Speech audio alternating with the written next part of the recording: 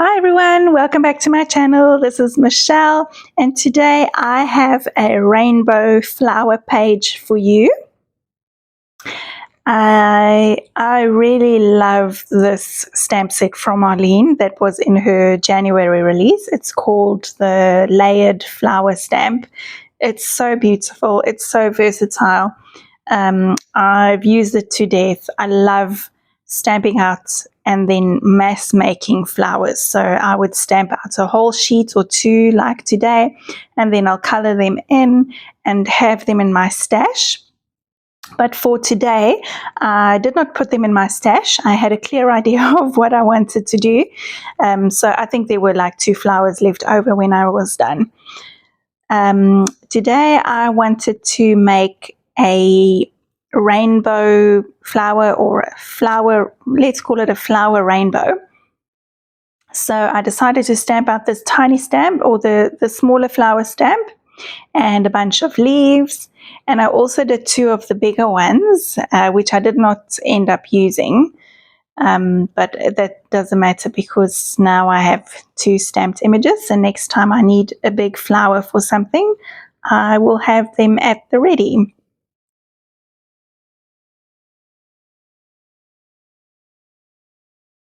Okay, so I had this idea that I would do a rainbow, like I said, a flower rainbow. And now I'm going to color in all of my flowers in rainbow colors. Yellow, orange, red. I know, I don't know why I started with yellow and not with red, but here we are. I did green flowers, but I did not end up using them because I had the green leaves, and I thought that would be enough green for me. And I'm kind of blending the colors as I go. So if I've got yellow, I'm doing a darker yellow and a lighter yellow, same with orange and red, just to add a little bit of variation into my flowers to make them a little bit more interesting. So this watercolor set of mine is not a great one. It's a really cheap one. It doesn't even have a name on. I found in the end, because it's so cheap, that the paint dried really, really chalky in the end.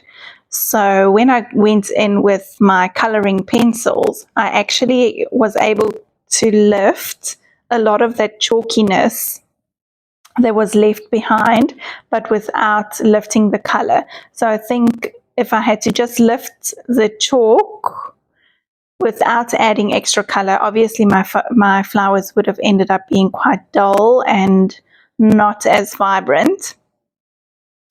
So I was glad I chose to go in with my coloring pencils. But before I go in with coloring pencils, I'm finishing the leaves.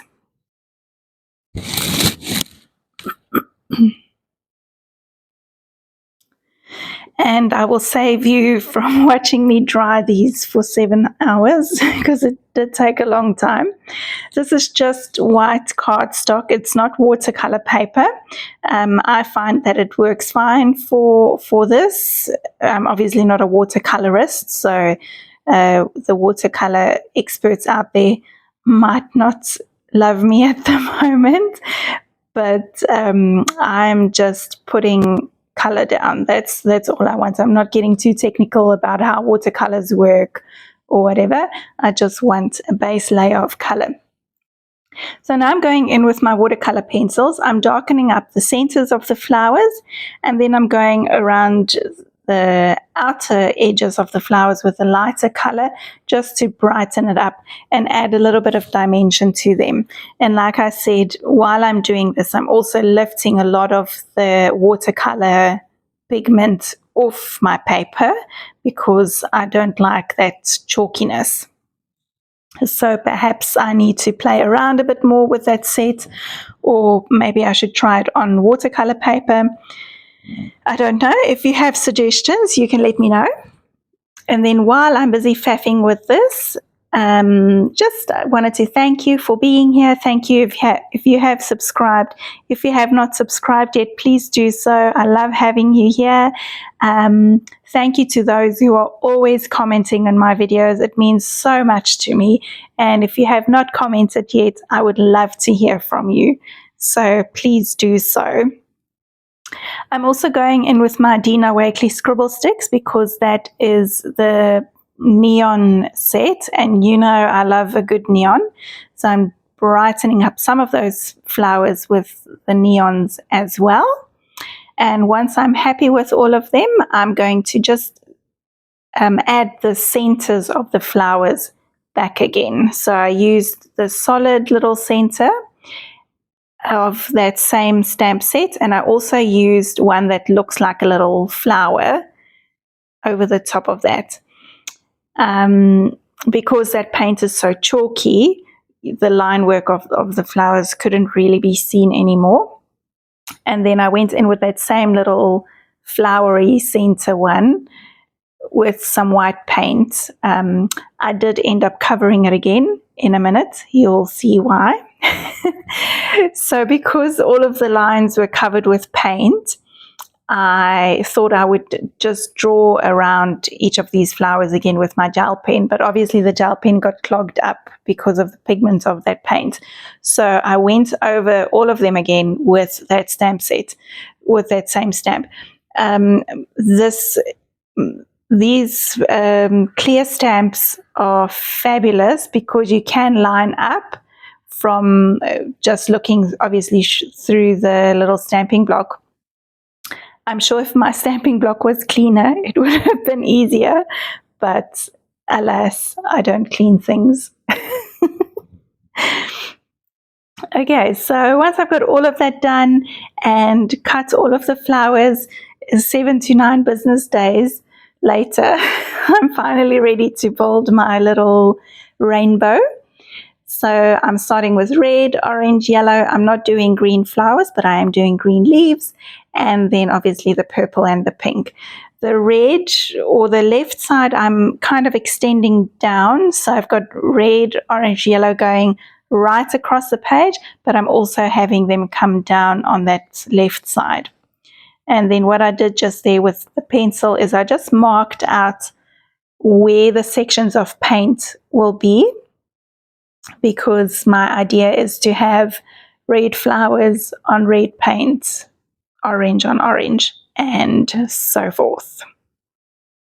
I'm creating some drips to go down the page, and I'm not being very particular about whether colors are blending or not, or whether they're looking too liney or not, because in the end I know that all the flowers are going to go on top of that, and that background is just a base for the flowers to sit on top of. This is Mermaid, and by the Mermaid I started flicking some paint onto the paper to create splatter, and I really, really like that. So I did that with the Royal and Ballet as well, and then I go in back with Cheesy, Hot Curry, and Ho Ho Ho, which are the other colors, and I just continue splattering.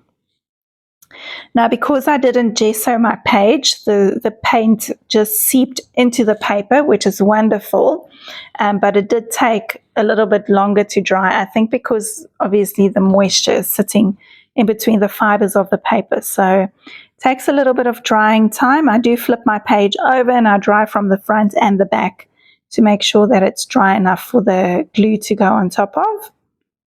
Then I grabbed out this little floral stencil from Marlene's advent calendar, and I'm just extending the color again from each of those colors. So the purple, I'm adding a purple flower, same with all of the other colors.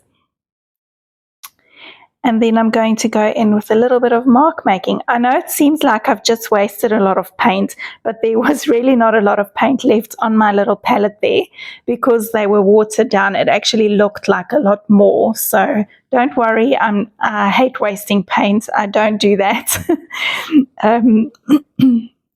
It was I just needed to clear more space to do the following step, which is a little bit of mark making. I love squishing my brush down onto the paper and to create this little mark making shapes.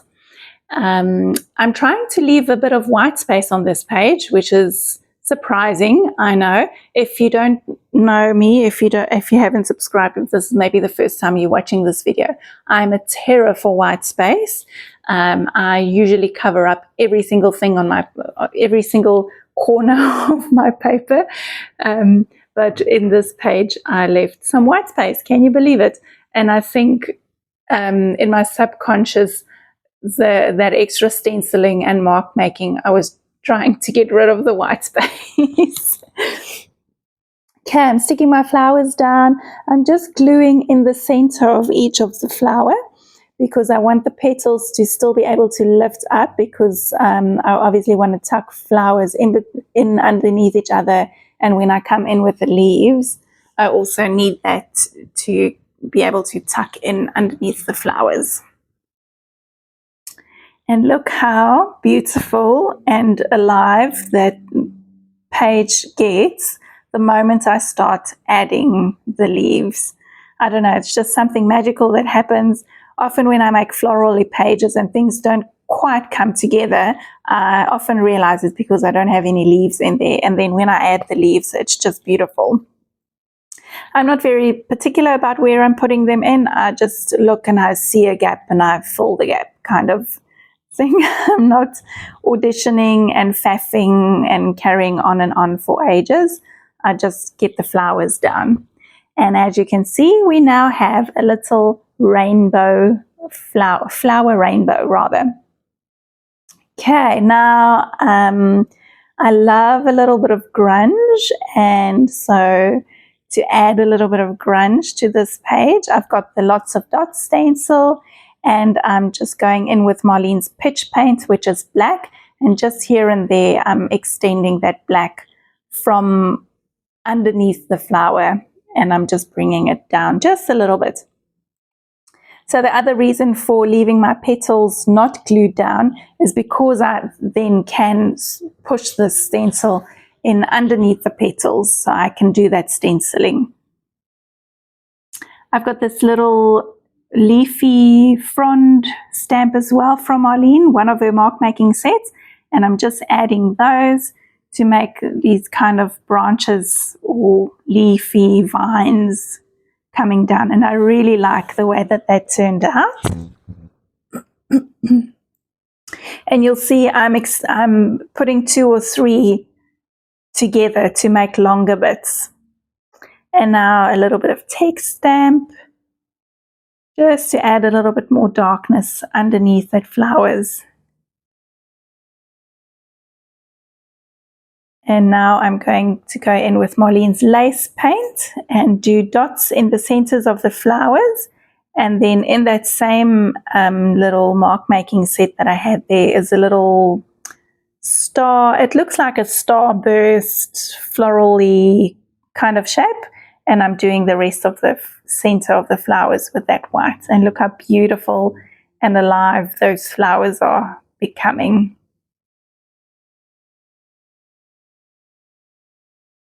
Okay, then I'm going to go in with my white Posca paint pen, and I'm just going to add some highlights here and there. I'm not doing each of the petals, and I'm keeping it quite random.